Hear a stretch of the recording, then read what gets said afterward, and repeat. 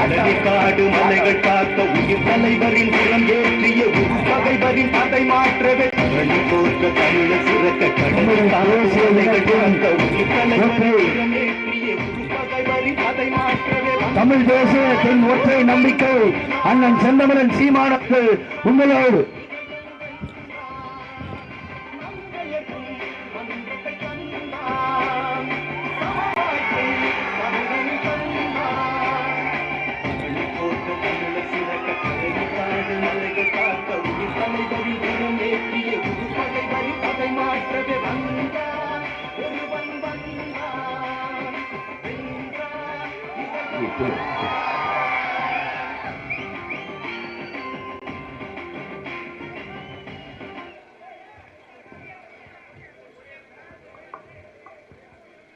எங்களின்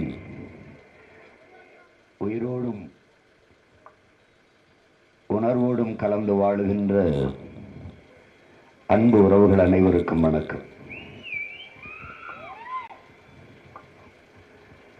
நீண்ட நெடிய நாட்களாக இந்த மண்ணில் மாற்றம் என்பது வெறும் சொல்லாக மட்டும்தான் இருந்தது. அதை செயலாக்க வேண்டும் என்ற உயர்ந்த நோக்கில்தான் உங்கள் பிள்ளைகள் தனித்துவத்தோடு ஆகச்சிறந்த தத்துவத்தோடு இந்த களத்திலே நிற்கிறோம்.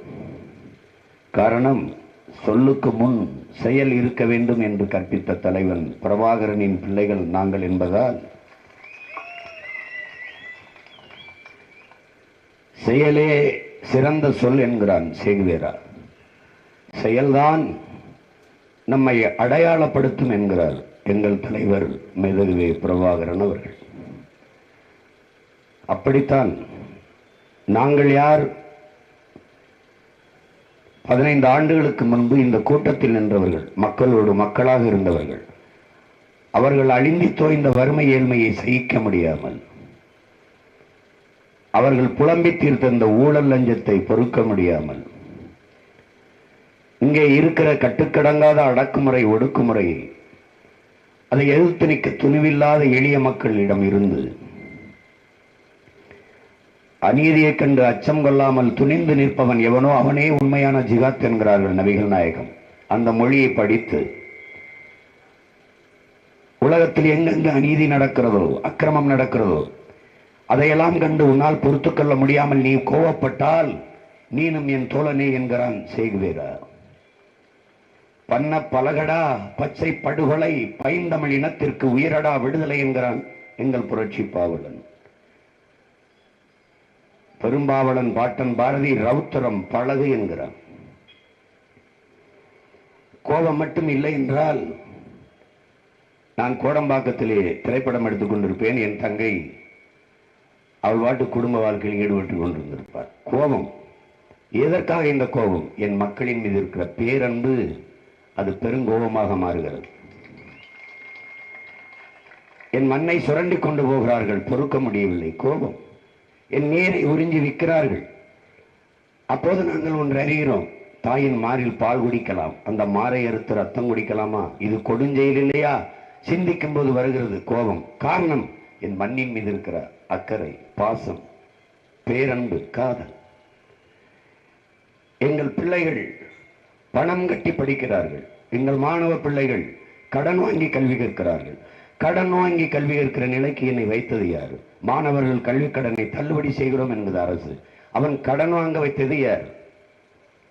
கல்வி மாணவனுக்கு கொடுக்க வேண்டியது அரசின் கடன். அது கடன். அந்த கடமையை செய்யாத மக்களை கடன் வாங்கி படிக்க வைக்கிறது எவ்வளவு பெரிய கொடுமை! விவசாய கடனை தள்ளுபடி. விவசாயியின் கடனாளியானால், ஒரு நாட்டில் விவசாயி கடனாளியானால் அந்த நாடு நாடு இல்லை, சுடுகாடு. ஒரு நாட்டில் விவசாயி வாழ்கிறான் வளர்கிறான், அந்த நாடு வாழ்கிறது வளர்கிறது. ஒரு நாட்டில் ஒரு விவசாயி வாழ முடியாமல் தற்கொலை செய்து கொண்டு சாகிறான் என்றால் அந்த நாடு நாடல்ல, சுடுகாடு. ஏன்? இன்று அவன் சாவி உன் செய்தி, ஒரு செய்தி உனக்கு, நாளை நீ சாப்பாடு இல்லாமல் சாக போறாய் என்பதற்கான எச்சரிக்கை, முன்னறிவிப்பு. இந்த நிகழ்வுகளை பார்க்க பார்க்க கோபமாக வருகிறது. காரணம், என் மண்ணின் மீது இருக்கிற காதல், பேரன்பு. கணக்கு கட்டுக்கடங்காத விலைவாசி. ஏன் அதற்கு விலைவாசி என்று வைத்தார்கள் என் அன்பு சொந்தங்களே? கடைக்கு வா, விலை பட்டியலை அதை வாசி. வாங்க முடியாது, திரும்பி போ. அதனாலதான் விலையை வாசி.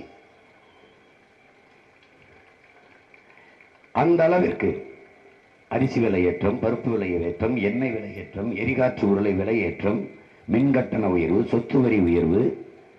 நீங்கள் வாழ முடியாது. நீங்கள் வாழ்வதற்காக அல்ல, இந்த நாட்டுக்கு வரி கட்டுவதற்காக. நீங்கள் ஒரு வரி, நான் ஒரு வரி, என் தங்கை ஒரு வரி. வரிதான். யாராவது வீடு கட்ட முடியும்னு நினைக்கிறீர்களா? கம்பிக்கு வரி, சிமெண்ட்டுக்கு வரி, செங்கலுக்கு வரி, எல்லாவற்றுக்கும் வரி. வரிதான் கட்ட முடியும். நீங்கள் வீடு கட்ட முடியாது. அவ்வளவு ஒரு கொடிய சுமக்க முடியாத, தாங்க முடியாத வரி சுமை. எல்லாவற்றையும் பார்த்து பார்த்து பார்த்து பொறுத்து கொள்ள முடியாமல் புறப்பட்ட பிள்ளைகள் தான் இங்கே நிற்கிற நானும் என் தங்கையும், என் முன்னாடி திரண்டிருக்கிற உணர்வுமிக்க இனமான கூட்டம். அடிமை எப்படி பிறக்கிறான் என் அன்பு தம்பி தங்கைகளே? அநீதியை எதிர்க்கு துணிவில்லாதவன் சகித்துக் கொள்கிறான். தொடர்ச்சியாக சகித்துக் கொள்பவன் அடிமையாகிறான். அப்படித்தான் தவறு என்று தெரிந்தும் பொறுத்துக் கொள்கிறோம். ஓட்டுக்கு காசு கொடுக்கிறார்கள், தவறுதான், சகித்துக் கொண்டோம். எப்படி சகித்தோம்? அம்மா அவன் ஊழல் செய்கிறான், அம்மா யாரப்பா செய்யல. அம்மா அவன் லஞ்சம் பெறுகிறான், அம்மா யாரப்பா வாங்கல. அம்மா அவன் திருடுகிறான், அம்மா யாரப்பா திருடல. அம்மா அவன் கொலைகாரன், அம்மா எல்லா பையிலும் தானப்பா கொலை பண்றான். இதே மாதிரி சகித்து சகித்து சகித்து அடிமையாயிப்போம். போர்க்குணமற்ற ஒரு இனமாக மாறிவிட்டது. இதையெல்லாம் நம்மால் செய்ய முடியுமா? இதெல்லாம் நம்மால் செய்ய முடியுமா? பெரிய கட்சி திமுக, பெரிய கட்சி அதிமுக, அதை எப்படி வீழ்த்த முடியும் என்று. வெல்ல முடியாத படை என்ற ஒன்றே வரலாற்றில் இருந்ததில்லை என்கிறான் ரஷ்ய அதிபர் ஜோசப் ஸ்டாலின். இங்கே முகலாய சாம்ராஜ்யம் வீழ்ந்திருக்கிறது, பிரிட்டிஷ் சாம்ராஜ்யம் வீழ்ந்திருக்கிறது, மராட்டிய மன்னர்களின் சாம்ராஜ்யம் சரிந்திருக்கிறது. எங்கள் முன்னவர்கள் சேர சோழ பாண்டிய பேரரசு வீழ்ந்திருக்கிறது, விஜயநகர பேரரசு எழுந்திருக்கிறது, வீழ்ந்திருக்கிறது. இத்தனை பெரிய பேரரசுகளே வீழ்ந்திருக்கிறது. நீங்கள் எம்மாத்திரம் எம்மாத்திரம். வெறும் திராவிட குப்பை ஊதினால் பறக்கும். ஒரு தீக்குச்சி வச்சு கொளுத்தினால் எரிஞ்சு சாம்பலாகும். கோட்பாடு என்னவென்று தெரியாதவர்கள், அதிகாரம் எளிதாக கைக்கு கிட்டிய பிறகு அதை வைத்து பல லட்சக்கணக்கான கோடிகளை கொள்ளையடித்து வைத்து பதுக்கியும் ஒதுக்கியும் வைத்து அந்த பணத்தை பாதுகாக்க கடைசி வரை பதவியில் இருப்பது. அப்பா அமைச்சர் என்றால் மகன் பாராளுமன்ற உறுப்பினர், அப்பா பாராளுமன்ற உறுப்பினர் என்றால் மகன் அமைச்சர். இதை தவிர என்ன? 15-20 குடும்பங்களுக்கு பட்டா போட்டு கொடுவதை தவிர இந்த நாட்டில் வேற என்ன என் மக்கள் செய்திருக்கிறீர்கள்? என்ன செய்திருக்கிறீர்கள்? விடுதலை பெற்ற இந்தியாவில் 50 ஆண்டுகளுக்கு மேலாக இந்த நாட்டை ஆண்ட கட்சி காங்கிரஸ். இந்த நாட்டில் இருக்கிற எல்லா துன்பதனும் துயரங்களுக்கும் கொடுமைகளுக்கும் பதில் சொல்ல வேண்டியது 2 கட்சி. ஒன்னு காங்கிரஸ், இன்னொன்னு பாரதிய ஜனதா. இந்த கட்சிகளின் கணக்கு முறையற்ற நிர்வாகம், சகித்துக் கொள்ள முடியாத ஊழல், லஞ்சம், எல்லாவற்றுக்கும் பொறுப்பேற்க வேண்டியது இந்த 2 கட்சி. அதை தாங்கி பிடிச்ச இந்த கட்சிகள், கூட்டணி கட்சிகள். ஒன்னு திமுக கூட இருக்கும், அதிமுக கூட இருக்கும். ஆனால் இங்கே வந்து பேசுவார்கள், மாநில உரிமைகளை எல்லாம் எடுத்துக்கொண்டு போய்விட்டார்கள். எடுத்துக்கொண்டு போகும்போது நீங்க படுத்து கிடந்தீங்களா, பதவியில் இருந்தீங்களா? பதவியில் தான் இருந்தீர்கள். ஏன் தடுத்து போராடவில்லை? இல்லை. ஏன்? பதவியை கலைத்து விடுவார், ஆட்சியை கலைத்து விட்டால் எல்லாம் பதவி பதவி. கடைசியா இவர்களுக்கு செத்தாலும் ஒரு பதவி தேவைப்படுது, சிவலோக பதவி. கடைசி வரைக்கும் அந்த பதவி வெறி போக மறுக்கிறது. ஒருவர் எம்எல்ஏவா இருக்கும் போதே எம்பிக்கு நிற்கிறார். அப்படின்னா என்ன அர்த்தம்? ஆளுநரா இருக்கும் போதே அவசர அவசரமா விலகிட்டு வந்து எம்பிக்கு நிற்கிறார். ஏன்? சீச்சா மந்திரியா இல்ல. நீங்கள் உங்கள் மீது அக்கறை உள்ள ஒருத்தருக்கு வாக்கு செலுத்தி இருக்கிறீர்களா இதுவரை? மண்ணை மக்களை நேசித்தவனுக்கு? என்ன மக்களே, காவிரியில் உங்களுக்கான நதிநீர் உரிமையை பெற்றுத்தர மறுக்கிற கட்சிகள் யார்? இந்த திராவிட கட்சிகள். தர முடியாது என்று கொக்கரிக்கிற கட்சிகள் இது. இந்த காங்கிரஸ், பிஜேபி. திருப்பி அவர்களுக்கு தானே ஓட்டு போட போகிறீர்கள்? அவர்களுக்கு தானே. உங்கள் உரிமையை எப்படி மீட்பீர்கள்? இழந்த உரிமையை பிச்சை கட்டு பெற முடியாது, போராடித்தான் பெற்றாக வேண்டும் என்கிறார் புரட்சியாளர் அம்பேத்கர். என்ன போராடினாலும் பெற முடியவில்லை. காரணம், அதிகாரம் மிக வலிமையானதா இருக்கிறது. அந்த அதிகாரம் எவனுக்கு உரிமையை தர மறுக்கிறானோ அவன் கையிலே ஒப்படைக்கப்படுகிறது. ஒப்படைக்கிறவர்கள் யார்? உரிமையை இழந்தவர்களே. அவனுக்கு ஓட்ட போட்டு உரிமையை, அதிகாரத்தை கொடுத்துட்டு நீங்கள் புலம்பி தவிப்பது, அழுது கண்ணீர் வடிப்பதை பார்க்க சகிக்காமல் உங்கள் பிள்ளைகள் நாங்கள் இங்க வந்து கத்துக்கிறோம். ஒரு முறை இந்த உலகத்தை எப்படிப்பட்ட மாறுதலுக்கு கொண்டு வர நினைக்கிறாயோ அதை உன்னிலிருந்து தொடங்கு என்கிறார் அண்ணல் காந்தியடிகள். நான் என்னிலிருந்து, நீ உன்னிலிருந்து. அந்த புரட்சிகர மாறுதல் நம் மண்ணிலிருந்து, கும்பகோணம் மண்ணிலிருந்து மாறட்டும், மாறட்டும். எவ்வளவு தொழுகை, எவ்வளவு ஜபங்கள், எவ்வளவு வழிபாடுகள், குரானை படிக்கிறோம், பைபிளை படிக்கிறோம், பகவத்கீதை படிக்கிறோம். எப்படி இவ்வளவு குற்றங்கள் இந்த நிலத்தில் நிகழ்கிறது? எப்படி இவ்வளவு அநீதி? 8 வயது பெண்ணை ஆசிபாவை வன்முறை செய்து 22 பேர் கொலை செய்து தூக்கி போடுகிறான். கைது பண்ணி கூட்டிட்டு போகும்போது பாரத மாதாக்கு ஜீங்கிறான். எப்படி? என்னடா மணிப்பூர்ல 2 பெண்ணை நிர்வாணமா கூட்டிட்டு போய் வன்புணர்வு செஞ்சு, கூட்டு பாலியல் வன்புணர்வு செஞ்சு தீ வச்சு எரிச்சு விட்டீங்களே அப்படின்னா, ஜெய் ஸ்ரீராம், ஜெய் ஸ்ரீராம். ரொம்ப பேசினா பாரத மாதாக்கு ஜெய். அந்த வார்த்தைகள் உங்கள் காதில் விழுகும்போது எப்படி நீங்கள் உணர்கிறீர்கள்? எப்படி உணர்கிறீர்கள்? பெண்களுக்கு சம உரிமை தராத நாடு. அன்பு தம்பிதங்கைகளே, வலையொலியில் தட்டி பாருங்கள், ஒரு படம் இருக்குது. நாட்டின் பிரதம அமைச்சர், முதன்மை அமைச்சர் உட்கார்ந்து இருக்கிறார்.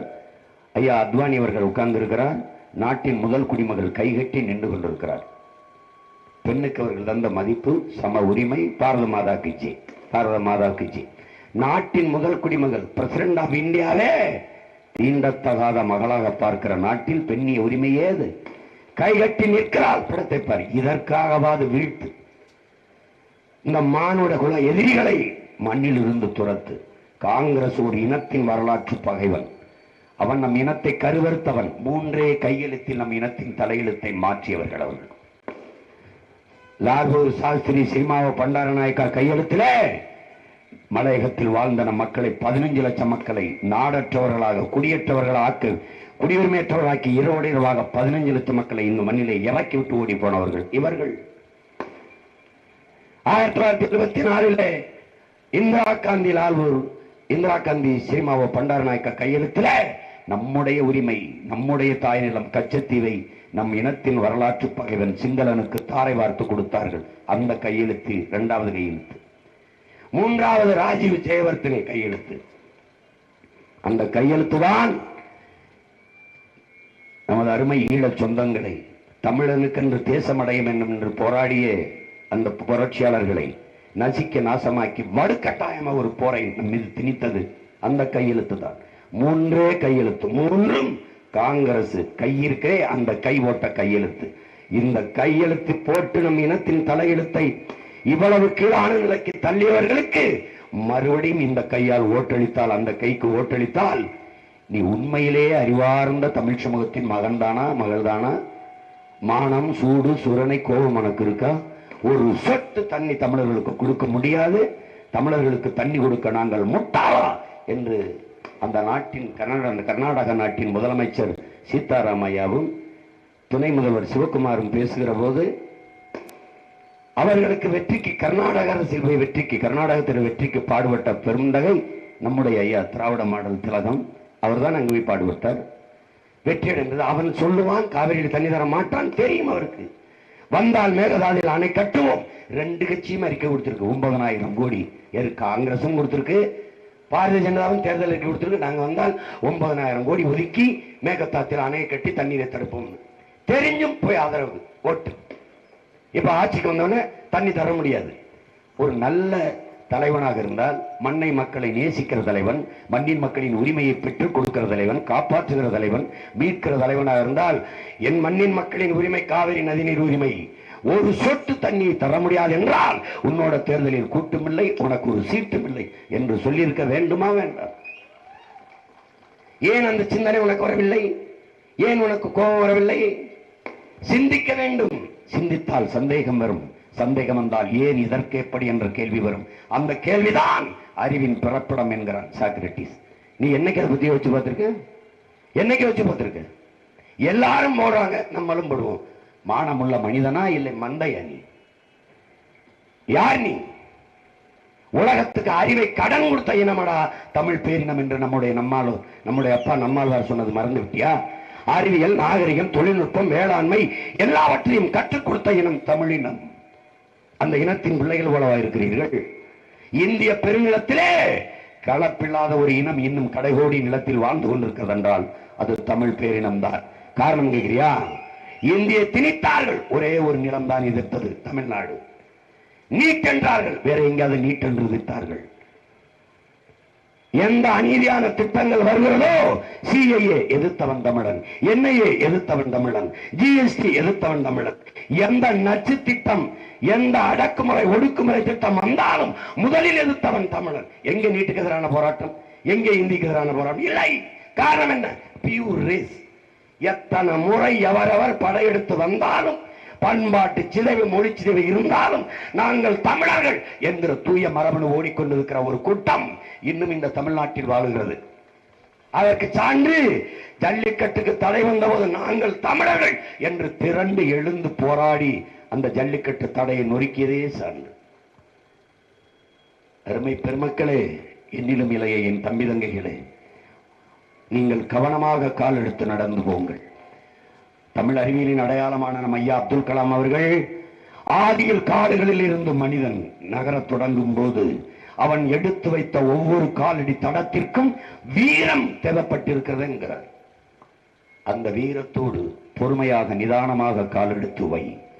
உன் கைகளில் தீப்பெட்டி, உன் கையில் தீப்பெட்டி, எதிரே ஒரு விளக்கு, நிறைய குச்சிகள் இருக்கு, விளக்கை நீ கொளுத்தணும், கொளுத்துற, ஒவ்வொரு குச்சியா கொளுத்துற, அணைந்து விடுகிறது, பொறுப்பு இல்லை, கவனம் இல்லை, அணைந்து விடுகிறது. கடைசியாக வந்து விட்டாய் என் உடன் பிறந்தவனே, என் பேரன்பு பெற்றோர்களே, தீப்பற்றி இருக்கிறது, ஒரே ஒரு தீக்குச்சி தான் இருக்கிறது. அந்த தீக்குச்சியை மிகுந்த பொறுப்போடும் கடமை உணர்வோடும் பத்திரமாகவும் பாதுகாப்பாகவும் பொருத்தி அந்த விளக்கை ஏற்ற வேண்டும். அந்த கடைசி தீக்குச்சி தான் இப்போது காலம் உங்களுக்கு கையளித்திருக்கிற இந்த வாய்ப்பு.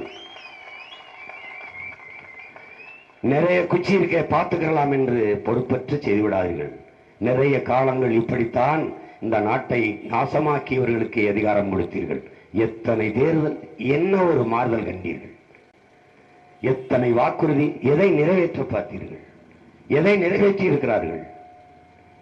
வரும்போதெல்லாம் காதிலே தேன் ஊற்றுகிறார்கள். வளர்ச்சி வளர்ச்சி, வேலை வாய்ப்பு, தொழில் வளர்ச்சி, இது காதுகளில் தான் விழுகிறது. வளர்ச்சி என்பது வெற்று வார்த்தை இல்லை, வெற்று வார்த்தை இல்லை. 76 ஆண்டுகளை தொட்டுவிட்ட சுதந்திர நாடு எவ்வளவு தூரம் வளர்ந்திருக்க முடியும்? எவ்வளவு தூரம் வளர்ந்திருக்க முடியும்? ஒரு சின்ன நாடு சிங்கப்பூர், வெள்ளைக்காரன் அடிமைப்படுத்தி ஆளுகிற போது தீண்டத்தகாத நகரங்களாக இருந்தது மலேசியா, சிங்கப்பூர். இன்னைக்கு பாட்டிலே ஜாய்ஃபுல் சிங்கப்பூர், கலர்ஃபுல் மலேசியாங்கிறான். அழகா அந்த எழிலார்ந்த நகரங்கள் நாடுகள்ங்கிறான். உலகத்தின் எல்லா நாட்டு இளைஞருக்கும் ஒரு குட்டி நாடு சிங்கப்பூர் வேலை கொடுக்கிறது. கல்வியின் தரத்திலே 3வது இடத்தில் சிங்கப்பூர் இருக்கிறது. கும்பகோணம் அளவுக்கு தான் அந்த நாடு இருக்கும். எந்த வளமும் இல்லை கடலை தவிர. ஆனால் நோக்கம் இருக்குது தலைவனுக்கு. நோக்கம், ஒரு நல்ல நோக்கத்தை கொண்டு அதுவே உன்னை வழிநடத்தும் என்கிறான். அப்படி உயர்ந்த நோக்கத்தை கொண்டிருக்கிற பிள்ளைகள் நானும் என் தங்கையும் என் முன்னே கூடி நிற்கிற இனமான சொந்தங்களும். என் அன்பு மக்களே, என் அருமை உடன் பிறந்தார்களே, இதை தேர்தல் வழக்கம் போல இது ஒரு தேர்தல்.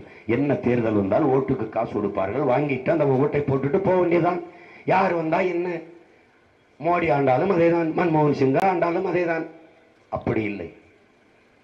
உலகம் எங்கும் பல்வேறு மாறுதல்களை கண்டிருக்கிறார்கள். பல தேசிய இனங்கள் இப்படித்தான் இவர்கள் எல்லாம் மாற்றி விடுவார்களா என்று நினைக்காதீர்கள். உலகத்தில் எதையும் தனி மனிதன் கருத்து என்று தள்ளி வைத்து விட முடியாது. என் உடன் பிறந்தவனே, இந்த உலகில் இருக்கிற இதிகாசங்கள், புராணங்கள், தத்துவங்கள், வேதங்கள் எல்லாம் தனி ஒரு மனிதனால் சொல்லப்பட்டதுதான். அப்படித்தான் லெனினிசம், அப்படித்தான் மார்க்சியம், அப்படித்தான் அம்பேத்கரிசம், அப்படித்தான் எல்லாம், அப்படித்தான் குரான், அப்படித்தான் பைபிள், அப்படித்தான் பகவத்கீதை, எல்லாமே.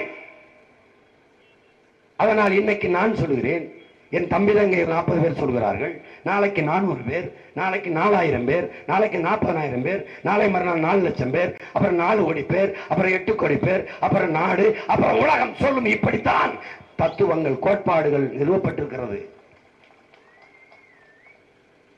ஒரு வண்டி நிறைய குப்பை, அதை கொடுத்த வண்டி நிறைய நீ குப்பை நெருப்பை எடுத்துட்டு போவியா? ஒரு தீப்பெட்டி, ஒரு தீக்குச்சி. இத்தனை ஆண்டுகால அழுக்கை ஒரு தீக்குச்சியை வச்சு கொளுத்த முடியும் என்றால் நம்மால் முடியாதா?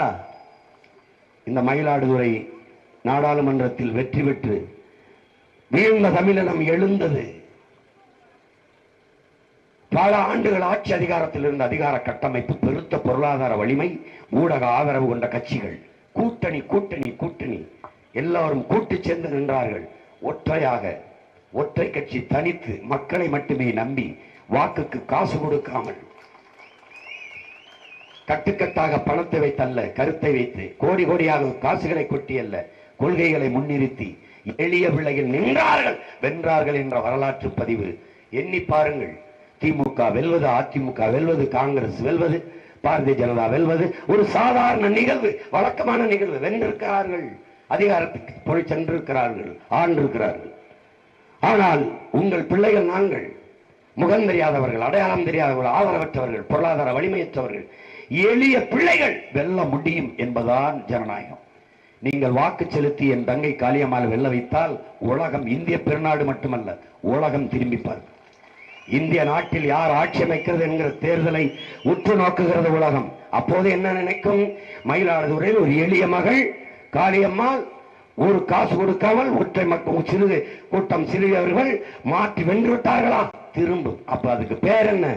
சரித்திரத்தில் மாற்றம், வரலாற்றில் மாபெரும் புரட்சி. என் தங்கையின் வெற்றி காளியம்மாள் என்ற ஒற்றை மனுஷியின் வெற்றி அல்ல. நீண்ட நெடிய காலமாக உணர்வை இழந்து, உரிமை இழந்து, உயிரை இழந்து கொண்டிருக்கிற தமிழ் பெருங்குடி மக்கள், தாழ்ந்து வீழ்ந்து கிடக்கிற தமிழ் தேசியன மக்களின் மீட்சி, எழுச்சி, தமிழ் தேசியனத்தின் அரசியல் புரட்சியாக பார்க்கப்படும். அறிவார்ந்த தமிழ் சமூக தம்பி தங்கைகளே, என்னருமை பெற்றோர்களே, என் இனமான சொந்தங்களே, இது வரலாறு உங்களுக்கும் எங்களுக்கும் தந்திருக்கிற வாய்ப்பு, காலம் கையெழுத்திருக்கிற கடமை. சிந்தித்து தெளிந்து யோசித்து வாக்கை செலுத்துங்கள். உங்கள் மதிப்புமிக்க வாக்கை என் தங்கை காளியம்மாளுக்கு இந்த மயிலாடுதுறை நாடாளுமன்றத்திலே மைக்கு சின்னத்தில் செலுத்துங்கள். வரிசையின் 5 செலுத்தி வெற்றி பெற செய்யுங்கள். இது எங்களின் வெற்றி அல்ல, உங்களின் வெற்றி. மயிலாடுதுறை நாடாளுமன்றத்தில் என் தங்கை காளியம்மாளை நிறுத்தியிருக்கிறேன் என்று நீங்கள் எண்ண வேண்டாம். உங்கள் ஒவ்வொருவரையும் நிறுத்தியிருக்கிறேன். நீங்கள் தான் வேட்பாளர். நான் அங்கே உங்களை நிறுத்தியிருக்கிறேன், என் அம்மாவை நிறுத்தியிருக்கிறேன், என் தங்கை நிறுத்தியிருக்கிறேன். அந்த உணர்வில் என் தங்கை காளியம்மாளை, இந்த மகளை நீங்கள் பாருங்கள். உங்களிடமிருந்து உங்களுக்காக வந்த பிள்ளைகள், உங்களுக்காக நிற்கிறோம். இந்த நிலத்தில் எந்த பிரச்சனைனாலும் ஓடி வந்த பிள்ளைகள் நானும் என் தம்பி தங்கைகளும் தான். எல்லாம் மீத்தேன் ஈத்தேன் வந்து நின்றிருக்கிறேன், மீனவர் படுகொலை வந்து நின்றிருக்கிறேன், காவேரி நதிநீர் உரிமையை வந்து நின்றிருக்கிறோம். எல்லாவற்றிலும் உங்களோடு நின்ற எங்களுக்காக இந்த தேர்தலில் என் மக்கள் ஒருமுறை எங்களோடு நில்லுங்கள், எங்களோடு நில்லுங்கள். மக்களாட்சியை ஏற்றுக்கொண்ட நாட்டில் வாக்கு என்பது வலிமைமிக்க ஆயுதம். உங்களுக்கான அதிகாரத்தை நீங்களே நிறுவுகிற உரிமையை பெற்றிருக்கிறீர்கள், வாய்ப்பை பெற்றிருக்கிறீர்கள். அந்த அதிகாரம் இதுவரை உங்களுக்கான அதிகாரமாக நிறுவப்பட்டிருக்கிறதா? நீங்கள் நிறுவி இருக்கிறீர்களா? இல்லை, இல்லை. எங்கே இருக்கிறது மக்களாட்சி? மாண்புமிக்க மக்களாட்சியை இந்த தலைவர்கள் தங்கள் மக்களின் ஆட்சியாக மாற்றினார்கள். மாண்புமிக்க ஜனநாயகத்தை கேடுகட்ட பணநாயகமாக மாற்றினார்கள். பணம் இருப்பவன் தான் அரசியல் செய்ய முடியும், பதவிக்கு வர முடியும். அப்ப முதலாளிகளுக்கான அதிகாரம் தான் கட்டமைக்கப்படும். உழைக்கும் அடித்தட்டு மக்களுக்கான அதிகாரம் எங்கே வரும்? எப்படி வரும்? எப்படி வரும்? 60 ஆண்டுகள் ஆட்சி செய்த நம்ம அம்மாவை 1000 ரூபாய்க்கு கையேந்து வைத்தது சாதனையா வேதனையா? சாதனையா வேதனையா? ஒரு 30 ரூபாய் மாசம் 1000 என்றால் ஒரு நாளைக்கு 30 ரூபாய், ஒரு நாளைக்கு 30 ரூபாய் கூட சம்பாதிச்சு கொள்ள முடியல. ஆனால் ஒரு இட்லி விலை 35 ரூபாய். 35 ரூபாய்க்கு மேல சம்பாதிச்சாதான், 35 ரூபாய் சம்பாதிச்சா நீ வறுமை கோட்டுக்கு மேல இருக்கன்றான். 35 ரூபாய். நாடு வச்சிருக்க பொருளாதார அளவுகளை பார்த்துக்க, எச்சரிச்சுக்க. எந்த வேலையும் உன்னால செய்ய முடியாது. எல்லாம் வட இந்திய வந்து ஏறிட்டான். பிச்சை எடுக்கிறது தான் இருக்கு. அதுலேயும் இப்போ சென்னையில் எல்லா இடத்துலையும் பிச்சை எடுக்கிறதும் வட இந்திய எடுக்கிறேன். ஒரு நிறுத்தத்தில் வண்டியை நிறுத்தினா கையை பூரா வட இந்தியன். நான் நினைப்பேன், பிச்சை எடுக்கிற வேலை கூட நமக்கு மிச்சம் இல்லடா, முடிச்சிட்டான் அப்படின்னு. இப்போ நாற்று நடுறான், களவரிக்கிறான், கரும்பு வெட்டுறான், ஆடு மாடு மேய்க்க வந்துடுவான். இப்போ ஆடு மாடு மேய்க்கிற தொழில என் சொந்தக்காரன் பண்ணிக்கிட்டு இருக்கான். அதுலேயுமே வந்து ஹே ஹே ஹே ஆனால் அவன் ஆடு மாடு மேய்ப்பான். நீ என்ன பண்ணுவ? எங்கே போவ? நீ எல்லாம் வாழ்றோம், இது எங்க நாடு, உனக்கு என்ன கவலை இருக்கு? திரும்பினா எல்லா பக்கமும் டாஸ்மார்க் இருக்கு, திரும்பினா தேட்டருக்கு புதுசா படம் வருது. அப்புறம் என்ன? சும்மா இருக்கிறதுக்கு காசு. 100 நாள் வேலை. அது 100 நாள் வேலையா? சும்மா இருக்கிறதுக்கு காசா? 100 நாள் வேலை. என்ன வேலை? என்ன வேலை சொல்லும்? அந்த திட்டம் கொண்டு வரப்பட்டு எத்தனை ஆண்டுகள் ஆயிடுச்சு? இத்தனை ஆண்டுகள் ஒரு நாளைக்கு ஒரு மரக்கன்றுகள் நட்டிருந்தா கூட எத்தனை கோடி மரங்களை இந்த நாட்டில் நட்டு வளர்த்திருக்கலாம் என்பதை அறிவார்ந்த என் தம்பி தங்கை செய்யும். ஒரு 6 மாசம் கணக்கு வச்சு தூர்வாரி இருந்தா கூட எத்தனை ஏரி குளங்களை தூர்வாரிக்கலாம். சிதஞ்சு சிதிலமடைஞ்ச சாலைகளை எவ்வளவு செப்பனிட்டு இருக்கலாம். ஏதாவது ஒரு வேலை இந்த நாடு ஆக்கப்பூர்வமா செஞ்சிருக்காரு. அப்ப 100 நாள் வேலை திட்டம் என்ன தெரியுமா? என்ன செய்யலாம்? செய்யலாம். மனித அறிவாற்றல், மனித உடலாற்றலை உழைப்பில் ஈடுபடுத்தி உற்பத்தியை பெருக்கணும். அந்த நாடுதான் வாழும் வளரும். இது ஒரு அடிப்படை சிந்தனை. மூளை என்ற உறுப்பு இருக்கிற இல்லாதவன் கூட இது இந்த மாதிரி தவறை செய்ய மாட்டான். மனித ஆற்றலை உழைப்பை ஈடுபடுத்தணும். அண்ணல் காந்தியடிகள் சபர்மதி ஆசிரமத்தில் இருக்கும்போது மனு பெண்ணுங்கிறவருடைய உதவியாளர் ஒரு மாம்பழச்சாறை ஒரு கோலையில கொண்டு வந்து கொடுக்கிறார். இது நிறைய இருக்கு. 2 மாம்பழம் புளிங்க 2 மாம்பழச்சாறு குடிக்கிற அளவுக்கு நான் உடல் உழைப்பு ஒன்றும் செய்யலை. உழைக்காமல் சாப்பிடுவதும் ஒரு வித திருட்டு தான். நீங்க வேற யாருக்காவது கொடுத்துருங்க. நீ எந்த வேலையும் போக கூட படுத்து கிடப்பேன். இப்போலாம் ரேஷன் அரிசி வீட்டுக்கே விரும்புறாங்க. நான் என்ன சொல்றேன்? நான் ஆட்சிக்கு வந்தா சமைச்சு ஊட்டி விட்டு வர்றேன்றேன். அப்படியே படுங்க, கால் அமைக்க விட்டு தாளாட்டி தூங்க விட்டு தூங்கினோன்னா அம்மிகளை தூக்கி மண்டையில் ஒரு கொண்டு விட்டு போறோம். என்னதான்டா செய்வீங்க? இது ஒரு நாடு, ஒரு கட்டமைப்பு. உழைக்கணும். 60 வயசுக்கு மேல ஆயிடுச்சா 50 உடலுக்கு திறன் இருந்துச்சா வீட்டுல இருந்து 200 ரூபாய் வீட்டுக்கு வரும் ஊக்கத்தொகை. 50 வயசுக்குள்ள இருக்கிற எல்லாரையும் உழைக்கவை, நிலத்துல இறங்கி உழைக்கவை. வேளாண்மை கைவிட்டு வெளியேறிவிட்டால் சோத்துக்கு என்ன? தொழிற்சாலை வேலை தரும். உனக்கு திருமாங்கிறது வேற வேலை தரும். தருது. வேலைக்கு என்ன தரும்? சம்பளத்துக்கு வச்சு என்ன சாப்பிடுற? சாப்பாடு எங்க இருந்து வரும்? அது எங்க இருந்து வரும்?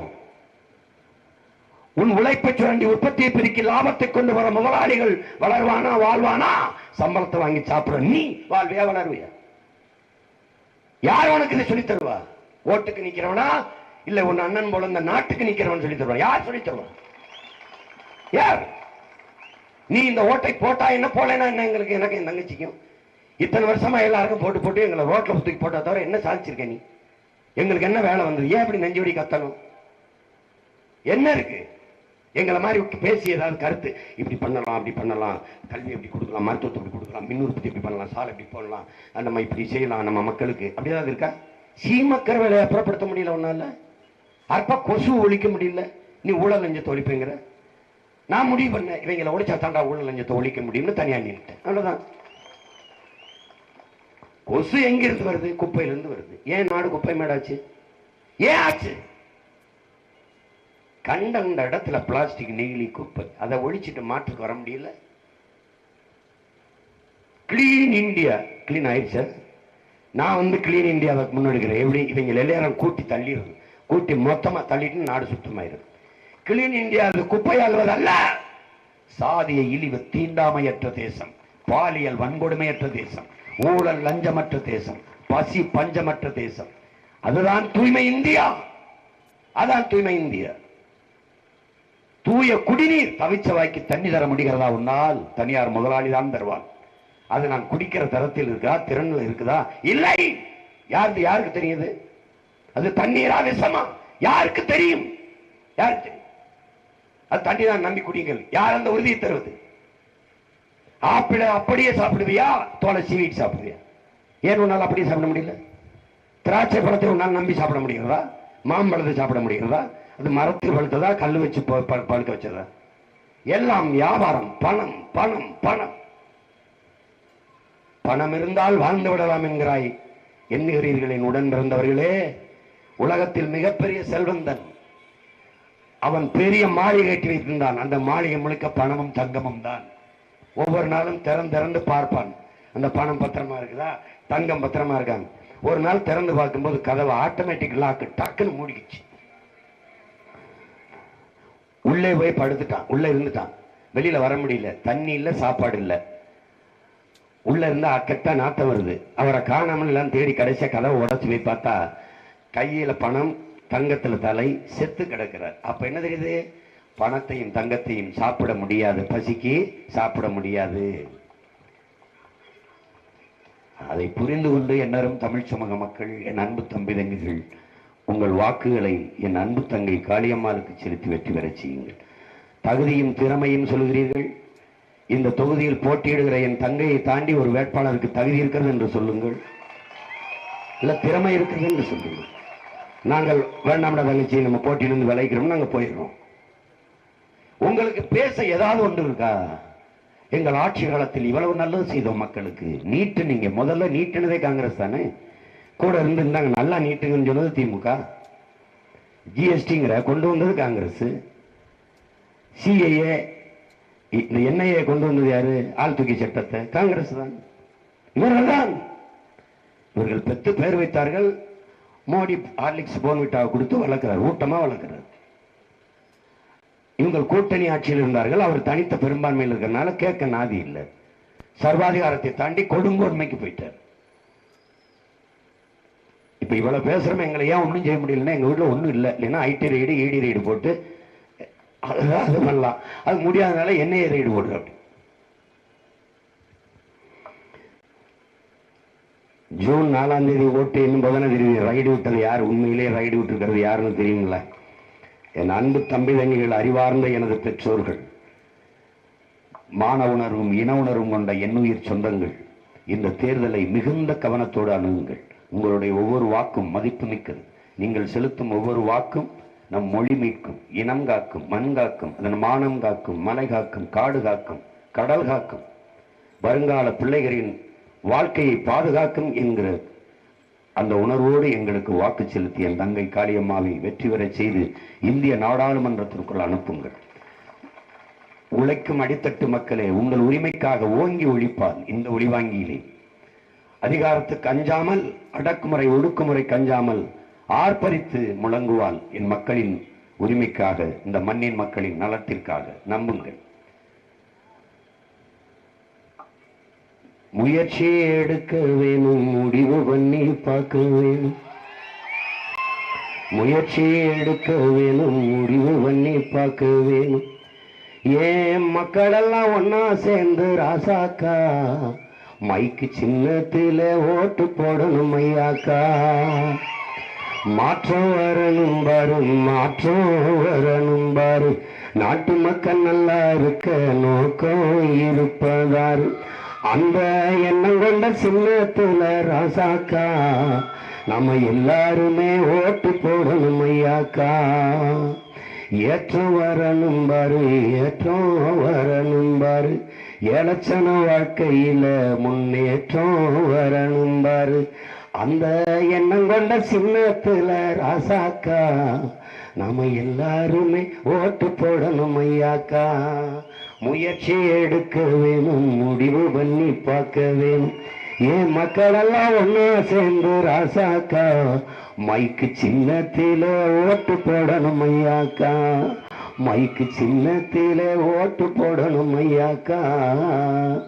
புரட்சி எப்போதும் வெல்லும். உங்கள் பிள்ளைகள் எங்களின் வெற்றி எதை சொல்லும். எங்கள் இலக்கு ஒன்றுதான், இனத்தின் விடுதலை. இனம் ஒன்றாவும் இலக்கை வென்றாவும். தமிழ் தாய் வாழ்க, தலைவர் பிரபாகரன் வாழ்க, என்னுயிர் தங்கை காளியம்மாள் வெல்க வெல்க. நன்றி, வணக்கம். நாம் தமிழர்.